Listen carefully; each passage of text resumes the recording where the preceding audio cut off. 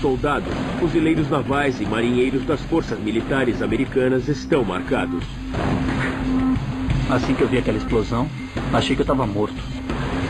Esses guerreiros conheceram os horrores das batalhas e usam as tatuagens para lembrá-los de onde estiveram e do que viram. Eu nasci para ser um guerreiro. Corpos marcados. Zona de morte.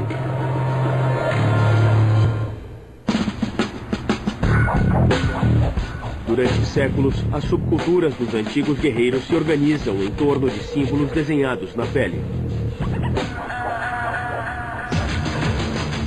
As tatuagens costumam representar as experiências de guerra. Na batalha, é tão simples como matar ou ser morto. Ele quer que você morra. Então, você tem que lutar. Porque é você ou ele. Para quem prestou serviço militar, as tatuagens são mensagens codificadas. Para fazer essa tatuagem, você tem que estar no pelotão, você tem que atuar com eles, tem que ir para combate com eles. São um sinal de adesão entre a elite. Pode notar que tem um retículo. E não é só um retículo, mas dentro da mira também é assim. E às vezes servem como identificação. Se você acabar sem cabeça, sem mãos, pelo menos há alguma marca em seu corpo identificando quem você era. Nas 4 divisões das Forças Armadas Americanas, as tatuagens são corriqueiras. Mas os militares têm regulamentos. A tatuagem racista, sexista ou relacionada a gangues é proibida por todas as divisões. O Exército e a Força Aérea também proíbem tatuagens faciais ou marcas acima da gola. A Marinha vai ainda mais longe. Você não pode fazer nada nas mãos. Nada que passe do uniforme de manga curta. Em 2007, o Corpo de Fuzileiros Navais, a divisão militar mais tatuada, mudou suas regras. Agora estão proibidas as tatuagens que cobrem mais de 1/4 de qualquer parte do corpo. E nenhuma tatuagem pode ficar visível quando se usa uniforme de treinamento. Praticamente nada nos antebraços, nada na parte de baixo do braço e nem nada nas mãos. No pulso, nem pensar. Earl Catagnos Jr. é um segundo sargento aposentado do Corpo de Fuzileiros Navais. Todos aqui. Dirijam-se para o ponto de encontro. Todos devem se encontrar aqui. Esta é a insígnia da Marinha. É o mundo, uma águia e uma âncora presa. Quer dizer, com uma corda amarrada em torno da âncora. O mundo representa o serviço prestado no mundo todo. A águia, o nacionalismo. A âncora é um símbolo da história marítima do Corpo de Fuzileiros Navais. No braço há uma tatuagem memorial, algo comum entre os soldados. Em honra a seu melhor amigo, o segundo sargento Earl A. McIntosh, que foi morto por uma bomba de beira de estrada em 2006. Este é um M1 Grand, um rifle usado na Segunda Guerra Mundial e na Coreia. Esta é a baioneta e este é o capacete dele, simbolicamente preso no chão. Cruz de Batalha. Conhecida como Cruz de Batalha, é um símbolo do soldado morto. Durante a Segunda Guerra Mundial, os mortos muitas vezes precisavam ser deixados para trás quando o batalhão avançava. Os corpos de amigos foram enterrados em valas cavadas às pressas. Pegavam o rifle do soldado morto, o desmontavam, pegavam a baioneta e a espetavam no chão com um capacete em cima. Placas de identificação eram utilizadas para reconhecer os corpos. Hoje, quando um soldado é morto, os membros de sua unidade montam uma cruz de batalha para relembrá-lo. Com rifle, capacete, placas de identificação e botas. É uma imagem que se repete uma e outra vez. Earl sempre carregará esta homenagem ao amigo. As tatuagens de Earl possuem uma motivação. Algo que as inspira. Tudo relacionado a seu serviço militar. Entre as tatuagens de motivação, as mais populares são o USMC e o Bulldog, mascote dos fuzileiros. Ele é baixo, robusto e encorpado. Quando pega, nunca mais solta. Combina com o espírito dos fuzileiros, porque somos pequenos, somos da elite, somos fortes e nunca deixamos que escapem. Earl nasceu para ser um soldado de infantaria. A missão da infantaria é localizar e destruir o inimigo. A infantaria é o primeiro ponto de contato com o inimigo. Para Earl, é o trabalho perfeito. Ele queria lutar e servir. Eu fui com a mais pura das intenções. A ideia de patriotismo, a ideia de fraternidade e a ideia de ser um guerreiro.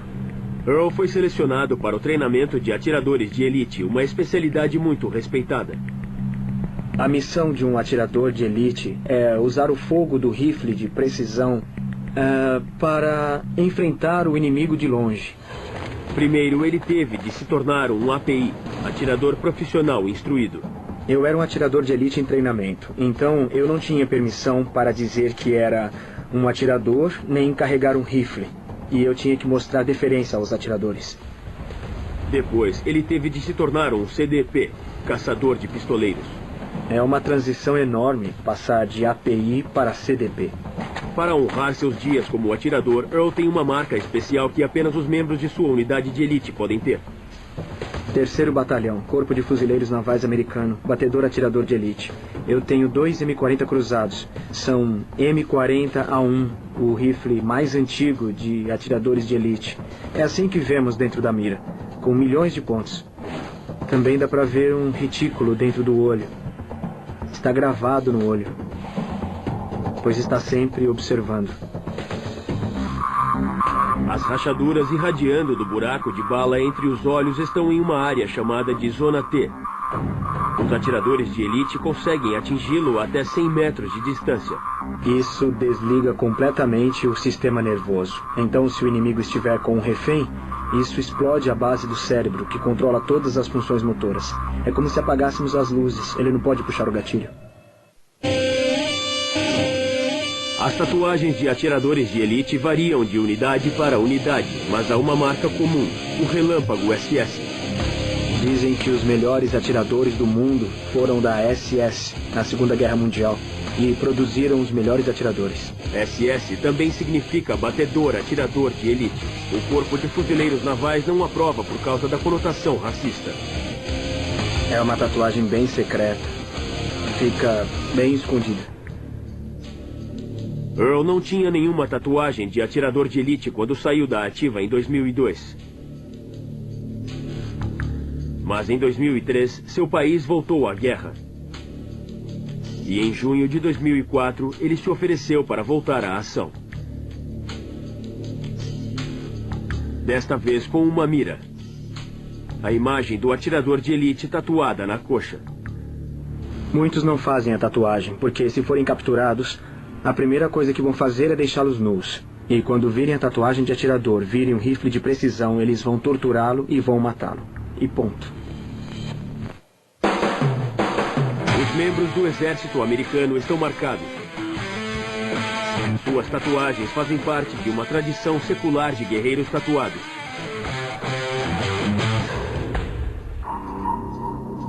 As primeiras marcas militares surgiram na Roma Antiga, quando legionários eram marcados com tatuagens. A prática permitia que os desertores fossem facilmente identificados. No século IV d.C., as tatuagens começaram a representar proezas no campo de batalha. Culturas tribais no mundo todo usam tatuagens e outras formas de decoração corporal para se preparar para a guerra, intimidar adversários e marcar vitórias. As tatuagens existem há milhares de anos e quase todas as culturas do planeta praticavam a tatuagem de uma forma ou de outra. No século XIII, os Maori da Nova Zelândia gravaram suas histórias militares com tatuagens faciais chamadas moko. E na África Ocidental, a escarificação ajudava os guerreiros a identificar os membros de suas tribos e os inimigos. Talvez os marinheiros tenham sido fundamentais na difusão da arte da tatuagem do Oriente para o Ocidente. Em 1768, o capitão inglês James Cook e sua tripulação navegaram para o Tahiti.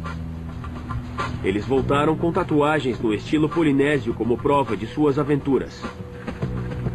Os marinheiros também aprenderam a criar suas próprias tatuagens. Os antigos marinheiros misturavam pólvora e urina enquanto estavam nos navios, e usavam as agulhas para velas para fazer a tatuagem. Os marinheiros se tatuavam e a tradição se espalhou para as partes mais civilizadas do mundo onde houvesse portos. Tom Crimmins é um membro dos Focas da Marinha, uma unidade marítima altamente treinada. Eles realizam algumas das missões mais extremas, no mar, no ar e em terra.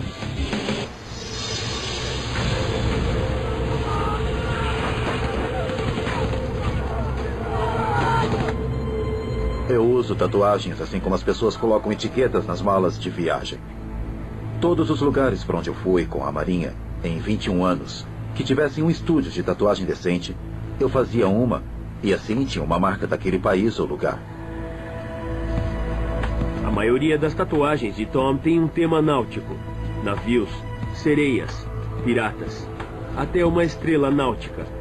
Popular em todas as divisões das Forças Armadas. A estrela náutica ou estrela do norte é que mostra o caminho de casa. A posição da estrela do norte no céu nunca muda. Por isso, sempre pode ser usada para navegar de volta para casa. Para alguns, é uma marca de boa sorte, feita antes de...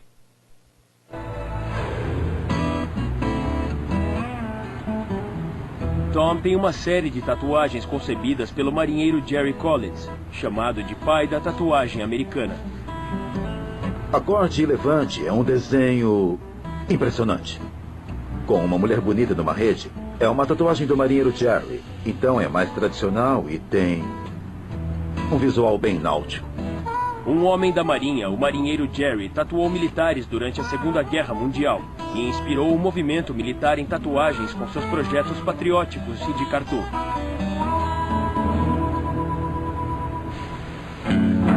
A fraternidade é o que leva ao sucesso no campo de batalha. Depois que os primeiros tiros são disparados, você luta para sobreviver a esta evolução, com seus irmãos e pelos seus irmãos que estão com você. Em setembro de 2004, o batedor atirador de elite, Earl Catagnos Jr., estava no Iraque.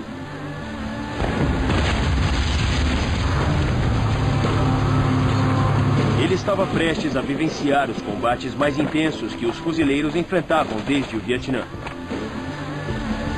Earl era um homem marcado. A tatuagem da sua unidade cobria a coxa. E os atiradores são odiados no campo de batalha. Ser capturado significa uma só coisa. Quando virem a tatuagem de atirador, virem um rifle de precisão, eles vão torturá-lo e vão matá-lo. E ponto. Antes de liderar sua equipe de atiradores na batalha, ele tentou inspirar seus homens. Eu os levei para fora, no escuro, e fiz cada um deles, cada um dos meus fuzileiros, apertarem as mãos e prometerem uns aos outros que nunca deixariam um deles para trás. Se alguém morresse dentro de uma casa, morreríamos tentando recuperá-lo. Sempre fidelis, sempre fiel. A missão ao corpo de fuzileiros, ao país e aos companheiros. É o lema da Marinha desde 1883. Earl e sua equipe estavam preparados para o pior. Meu nome, o número da segurança social e o tipo de sangue. E o P, que é o tamanho da máscara antigás. Chama-se identificação na carne. Substitui as placas de identificação, as duas em volta do pescoço e aquela que fica na bota esquerda, porque se eu for explodido, eu posso ser reconhecido pela tatuagem. A missão no Iraque pedia táticas exclusivas. A missão do atirador de elite é supervisionar os soldados no chão que vasculham as casas. Infelizmente, não era um ambiente com muitos alvos, então tive que dividir os atiradores. E coloquei uma equipe com a arma de precisão, o rifle de longo alcance, num telhado. E meu parceiro e eu decidimos acompanhar os esquadrões de infantaria e vasculhar as casas com eles. Vasculhar as casas é uma missão perigosa e mortal. O objetivo é garantir que os insurgentes não estão usando casas para lançar ataques. Soldados devem verificar cada porta. Vasculhamos todos os quartos, armários, todos os móveis, toda a casa. O inimigo pode estar escondido em qualquer lugar. Quando entramos em uma sala, depois que invadimos, automaticamente procuramos os perigos imediatos. Então, se virmos alguém, nós atiramos e travamos combate. Era uma luta a queima-roupa. Estávamos bem perto uns dos outros, lutando. Não havia espaço para erros. Tínhamos menos de um segundo para avaliar a situação. Ver se havia uma família lá dentro, uma criança ou se havia uma metralhadora, uma arma antiaérea que podiam ter colocado na porta ou no corredor para matá-lo. Após uma semana em missão, a equipe passava a noite em uma casa, quando uma bola de fogo explodiu na sala. Eu estava preparando meu equipamento. Estava sem meu capacete, meus óculos de segurança. E quando eu vi um estouro, eu virei a cabeça bem depressa e, de repente, eu já estava sendo puxado e arrastado pelo meu parceiro. Eu não consegui ouvir nada por uns 5 ou 10 minutos e meu rosto estava sangrando. Insurgentes haviam detonado um artefato explosivo improvisado. Eu fui atingido bem acima do olho. Se eu não tivesse virado a cabeça assim, provavelmente teria perdido o olho direito, porque tinha um caco de vidro preso no meu rosto, bem acima do olho. E todo mundo na sala, a não ser o meu parceiro, se feriu. E é uma história interessante, porque eu tinha...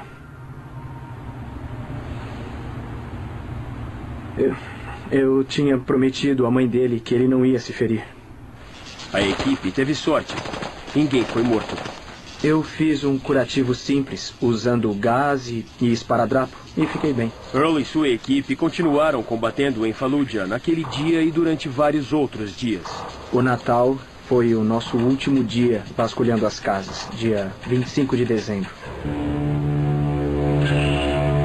Era uma batalha constante.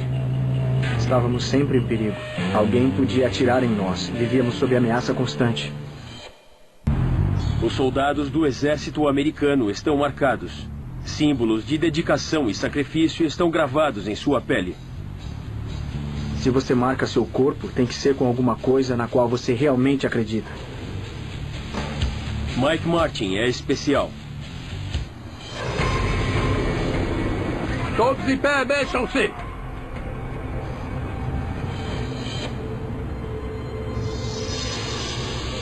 O ex-fuzileiro está coberto de tatuagens, com desenhos no estilo japonês e recordações de décadas de serviço militar. Aqui embaixo eu tenho estilhaços de bala e fiz tatuagens em torno deles. Mike está marcado com a insígnia oficial dos fuzileiros, um tridente. A águia representa o ar, a pistola a terra, e a âncora e o tridente o mar. São mar, ar e terra, que formam uma foca. O tridente é a arma de Netuno, o deus romano do mar e uma figura reverenciada por marinheiros do mundo todo. Mike se juntou aos Focas em 1968 e foi enviado para o Vietnã logo depois. Nós estávamos em um ataque de guerrilha e um ataque na selva. Havia muitas missões de ação direta em que havia alvos que precisavam ser eliminados e chegávamos de helicóptero ou barco. Às vezes nadávamos do alto mar para a praia. Mike carrega um memorial a 2 amigos mortos em um acidente de helicóptero no meio da selva. Eu tenho 2 crânios aqui. São crânios de guerreiros. Um é Toby e o outro é Jack. As chamas e a fumaça representam o acidente com o helicóptero. E eu escolhi os crânios porque eles eram guerreiros e morreram em combate. E eles ficaram assim. Mike se aposentou dos Focas em 2003. Agora ele é dono de um estúdio de tatuagem em San Diego e atende soldados, marinheiros e focas que servem em bases próximas. O foca da marinha Tom Crimmins veio para que Mike termine uma tatuagem especial. Outro símbolo de sua unidade. Já faz um tempo que eu comecei a tatuar nele um grande homem-rã, Fred o sapo, na lateral. Fred e o Sapo eram o logo das equipes de demolição subaquáticas, os antecessores dos Focas da Marinha. A unidade teve um papel importante na invasão do Dia D na Segunda Guerra Mundial. Eram caras durões. Eles nadaram nas praias da Normandia, se aproximaram com explosivos e explodiram vários obstáculos, tentando limpar as praias para que as forças de invasão desembarcassem sem serem pegas. Poderiam vir em terra sem ser pegos na praia. Metade dos caras que desembarcaram nas praias da Normandia e de Omaha morreu. É uma espécie de tatuagem memorial, porque é por respeito às pessoas que vieram antes de nós e abriram o caminho. Membros da UDT eram chamados de homens rã. Apenas os Focas podem ter um Fred, o sapo desenhado permanentemente em sua pele. O esboço já está completo. Agora Mike fará o sombreamento.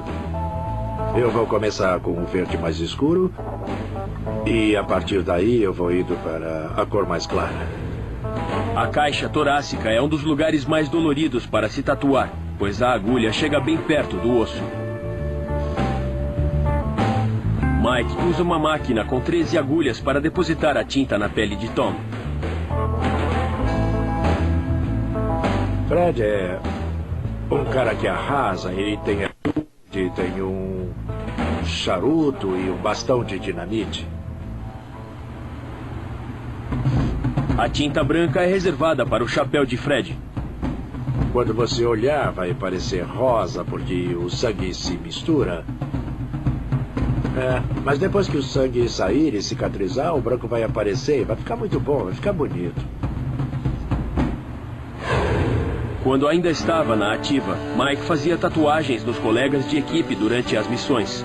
Quando saía em missão com meus pelotões, eu levava meu equipamento comigo e montava meu quarto como um ponto de tatuagem.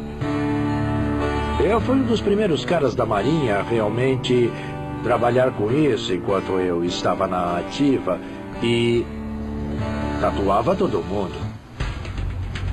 As máquinas de tatuagem são portáteis e é fácil levar o equipamento para o exterior. Deve ter pessoas tatuando neste momento. Do Oriente Médio às Filipinas, os soldados montam estúdios de tatuagem secretos com o que encontram no país. Oficialmente, as forças militares reprovam as tatuagens enquanto os soldados estão em missões. Afinal, uma tatuagem nova é uma ferida aberta. Então, os artistas militares devem fazer um acordo com seus comandantes. Se um soldado fizer uma tatuagem e acabar contraindo uma infecção, esse soldado vai ser retido. E quando se está em missões, é preciso estar pronto o tempo todo. E se você for retirado da missão por fazer algo que não deveria estar fazendo, isso é inaceitável. O comandante tem total controle sobre a disciplina. Se for pego com uma tatuagem nova, as punições podem variar de confinamento temporário ao rebaixamento de patente. Já terminamos. Pega aqui. É para você dar uma olhada.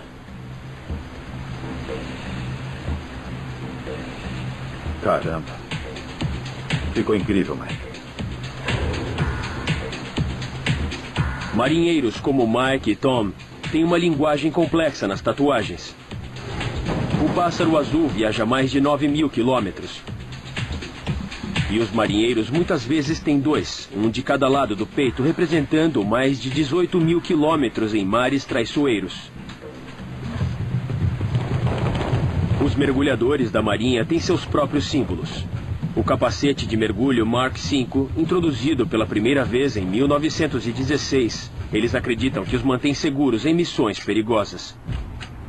O capacete Mark V foi provavelmente o mais usado até surgir o capacete Kirby Morgan, que os mergulhadores usam atualmente. Então é uma espécie de mergulho na mitologia e na tradição, por estar em serviço há tanto tempo. Tom tem outra tatuagem que pode ajudá-lo a chegar à terra firme se o mar o levar. 2 hélices de navio. Há uma de cada lado da minha bunda. E isso Diminui 3 minutos do meu tempo nadando, então é uma tatuagem útil que posso usar no trabalho. Alguns dos combatentes mais fatais das Forças Armadas recaem sobre o exército americano, pois é dever do exército enfrentar o inimigo a queima-roupa, o que muitas vezes tem um preço muito alto. Assim que eu vi aquela explosão, eu achei que eu estava morto. Para os guerreiros do exército americano, as tatuagens são marcas de sacrifício e compromisso. Faz parte do serviço militar, não é emprego, não é uma carreira, é uma vida. Você come, respira e tudo que você faz é parte disso. Carl Ashmead é um sargento-major do exército americano. Vamos, depressa, andem, andem!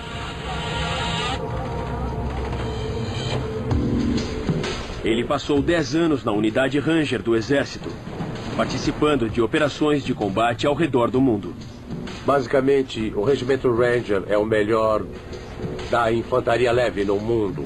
É uma organização muito especial. É um regimento de infantaria no ar. São altamente especializados e realizam missões bem complicadas. Carl honra seu serviço com uma tatuagem original. Em seu ombro esquerdo, há um símbolo militar europeu para as organizações de comando ou paraquedistas. Foi para comemorar 2 coisas: o meu serviço no Regimento Ranger e também os 3 valores para ser um soldado de infantaria, um homem de armas. O braço representa a força, a asa representa a velocidade e o punhal representa a violência. Carl honra a infantaria com uma tatuagem no ombro oposto. Uma granada de 7 chamas, simbolizando as unidades de assalto da infantaria do século XVI.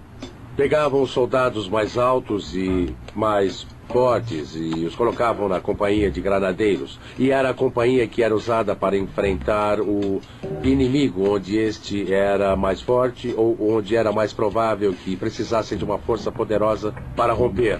Usei as cores vermelha e verde, que são as cores tradicionais da Guarda Suíça da Europa, a mais antiga força mercenária que ainda existe. Eu sou um soldado profissional e escolhi essas cores para simbolizar a profissão das armas. Em mais de 20 anos no serviço, o sargento-major Ashmead já viu todo tipo de tatuagem do exército.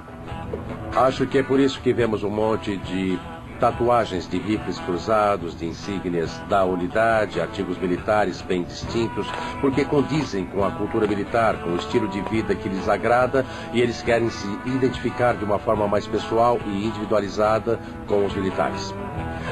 Os soldados são patriotas orgulhosos, e as imagens icônicas dominam as tatuagens do exército. Bandeiras dos Estados Unidos e águias são tatuagens comuns entre a infantaria, assim como as armas e munições. Eu fiz as balas de calibre 50 depois que eu fui destacado para Fort Rush. Especializados em armas pesadas, na Companhia Delta. Muitos dos jovens soldados do sargento Ashmead estão marcados com lembranças de suas experiências em combate. O sargento Ashmead é um pouco rigoroso com a gente, mas é para isso que serve um sargento-major, para garantir que andemos na linha, se estamos fazendo as coisas certas. Todos em pé, mexam-se! Infantaria. Brandon Deaton é um sargento do exército que tatua sua dedicação à infantaria. Eu acredito muito naquilo que eu faço e eu quero que as pessoas saibam que eu fui da infantaria, que eu lutei por este país, que eu fui um soldado por este país. Ele também carrega as cicatrizes de sacrifício. Assim que eu vi aquela explosão, tipo, mais ou menos 1 segundo antes de eu apagar, eu realmente pensei e eu achei que eu estava morto.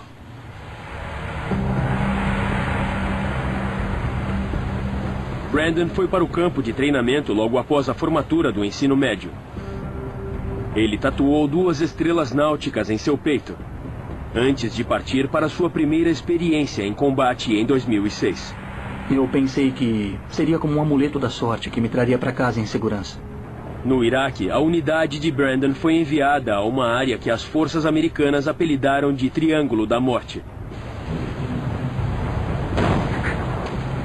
Nós ficamos naquele setor de 7 a 10 dias, alternando com os outros pelotões. Voltávamos para a base principal por 2 dias para nos recuperar. Podíamos tomar um banho gostoso, comer alguma coisa quente. Então ficávamos alternando assim de 7 a 10 dias fora e 2 dias de volta. Essa era a nossa rotina. Durante as patrulhas, a unidade sempre devia estar alerta aos arredores. No Iraque, quando você está andando ou dirigindo, você não sabe quando uma bomba vai explodir ou quando vai ser atingido por uma arma antitanque ou pequenas armas de fogo, essas coisas. Eu estava sempre muito nervoso. O Triângulo da Morte estava repleto de atividades do inimigo. Explosivos improvisados, ou AEI, eram a arma preferida dos insurgentes. Brandon estava em patrulha com o sargento Jason Denfrond, quando um AEI explodiu.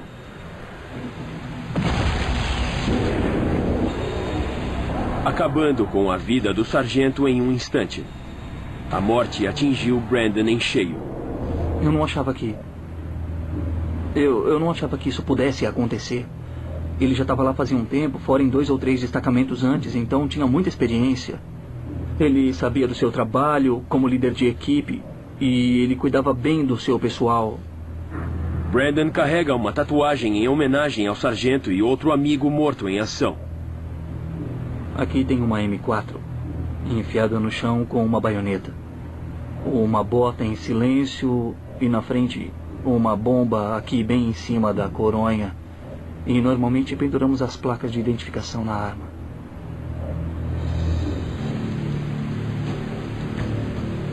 Então, em 24 de março de 2007, Brandon foi enviado para uma unidade de controle de tráfego. Como artilheiro, Brandon normalmente andava na torre de um Humvee. Naquele dia, ele preferiu dirigir. Havia um piloto novato com eles, e ele achou que conhecia melhor as estradas. Eu vi o primeiro caminhão, e esse caminhão estava um pouco inclinado. Havia um buraco novo na estrada. Um sinal claro de que algo estava errado. Assim que o viu, Brandon desviou para evitar o buraco. Mas era tarde demais.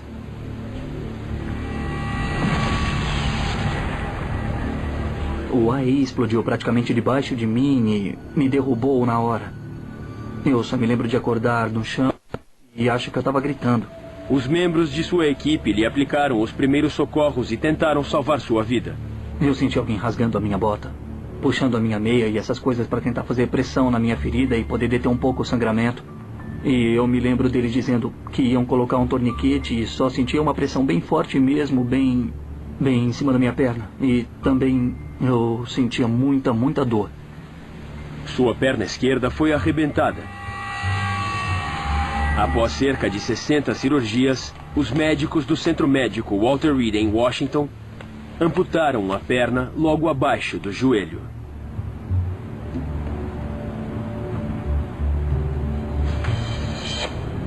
Durante o tratamento em Walter Reed, Brandon tatuou infantaria nas costas com uma fonte antiga. Um estilo de letras populares entre gangues. Apesar de tudo o que tinha sofrido, ele ainda era um feroz soldado da linha de frente. Grande assim, porque eu tenho um orgulho muito grande de estar no exército. E também eu estou orgulhoso de ser da infantaria, porque a infantaria é um dos trabalhos mais respeitados do exército. Apesar da amputação, Brandon ainda queria voltar para a linha de frente. Eu só queria mesmo voltar para lá com os meus colegas e poder fazer patrulhas de novo. Eu pensei que eu ainda pudesse fazer isso.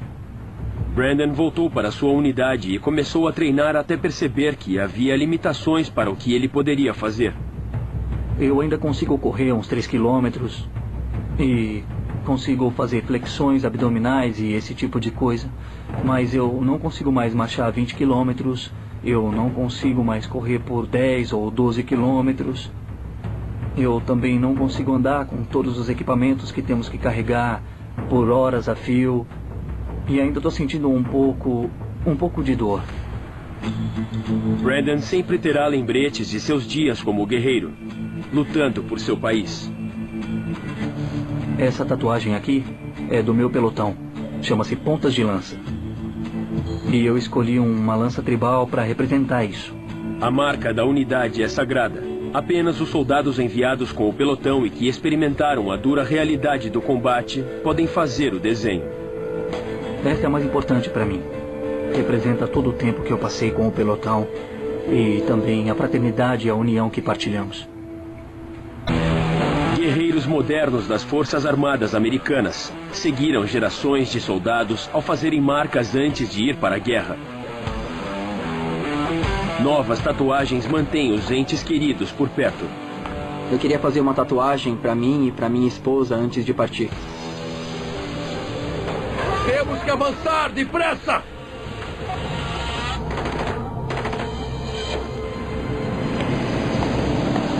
Xavier de Leon é um especialista em artilharia de 23 anos.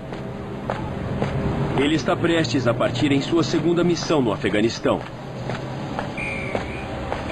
No dedo do gatilho, ele usa uma lembrança de sua primeira missão, que quase se tornou mortal.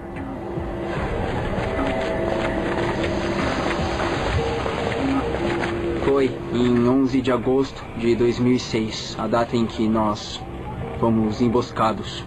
A unidade estava patrulhando nas montanhas do Afeganistão quando foi atacada pelo inimigo. A primeira reação é se proteger, não atirar em volta, primeiro se proteger. 3 soldados foram mortos a tiros. Eu me lembro deles serem atingidos. E foi tão feio que um cara se arrastou para a lateral da montanha para se proteger. Mas havia um penhasco do outro lado. Durante a luta, o inimigo estava próximo, a apenas 100 metros de distância. Eu estava atirando com a minha arma, mas a cada rodada que eu disparava, ela travava. Então tinha que atirar, sabe? Armar de novo, atirar e armar de novo, porque caía tanta terra da montanha em cima da gente.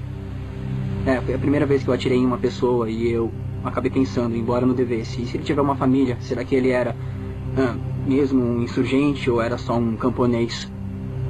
Não podemos deixar isso entrar na nossa cabeça. Ele só te quer morto. Então, você tem que lutar. Porque é você ou ele. Fogo! Havia pouca proteção.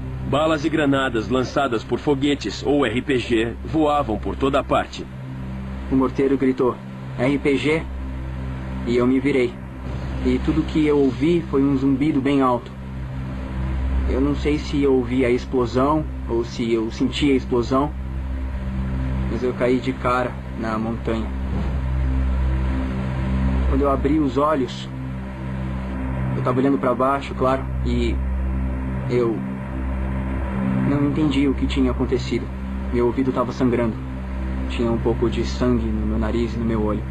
E até mesmo ensurdecido pela explosão, ainda podia ouvir as balas e o grito das pessoas. O som estava um pouco abafado, ia e voltava, e os sons da guerra voltavam. O tiroteio durou mais de 1 hora, terminando com a chegada de apoio aéreo. O inimigo sabe como é o som dos helicópteros e sabem que quando há qualquer tipo de apoio aéreo, a luta acabou para eles. 3 homens foram mortos. Mais 6, incluindo Xavier, ficaram feridos. Isso é uma coisa que sempre vai me acompanhar. Vendo aqueles 3 irmãos de armas que tínhamos morrendo ali. E eu tava falando sobre como tudo aquilo era glorificador e não é nada disso. É horrível. É demorado. É provavelmente uma das coisas mais sangrentas que já se viu. Xavier recebeu um coração púrpura por suas ações. Eu fiz o que precisava fazer. Naquele dia, naquela emboscada. Eu fiz isso pelos meus amigos, minha família e meus irmãos que estavam lá comigo, lutando. E isso é algo que eu quero lembrar pro resto da minha vida. E quero que isso esteja em algum lugar do meu corpo, para que outros perguntem de onde eu tirei essa ideia, e assim eu possa contar a minha história. Antes de Xavier voltar, ele quer uma tatuagem que o lembre de casa. Quando eu chegar lá, eu vou ter outra coisa para simbolizar. com a minha esposa. E ela também é um dos grandes motivos de eu lutar. O amigo de Xavier, Walter Boyle, é um tatuador e um sargento do exército e desenhou uma imagem personalizada. Eu decidi que vou fazer o Sagrado Coração com asas e uma coroa com a minha inicial.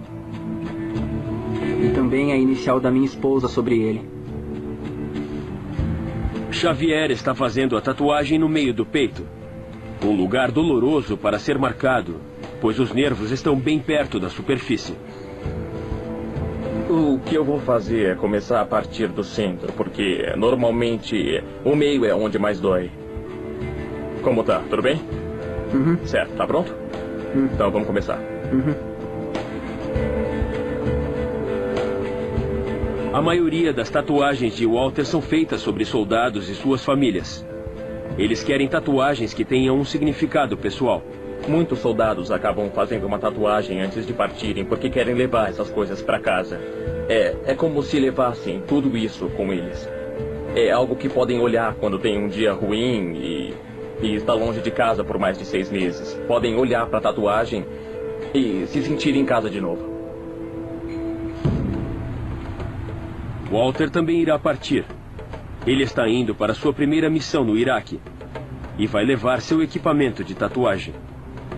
Eu vou levar comigo, porque eu não posso ficar 1 ano sem tatuar.